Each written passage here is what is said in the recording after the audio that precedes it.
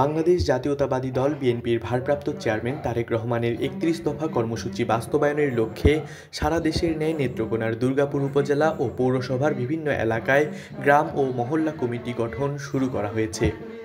এরই ধারাবাহিকতায় মঙ্গলবার বিকেলে পৌরসভার ৯ নং ওয়ার্ডে এ কমিটি গঠন করা হয়।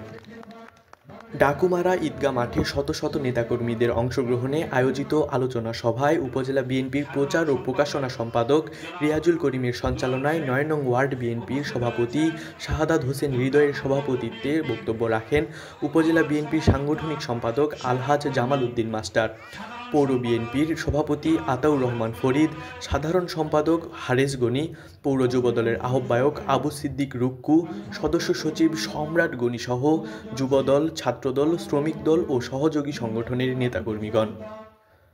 আলোচনা শেষে উপস্থিত নেতাকর্মীদের মতামতের ভিত্তিতে বিএনপি নেতা ও সাবেক কমিশনার সাচ্চু পেয়াদাকে সভাপতি ও গোপাল চন্দ্র সাহাকে সাধারণ সম্পাদক করে ৫০১ সদস্য বিশিষ্ট গ্রাম কমিটি গঠন করা হয়।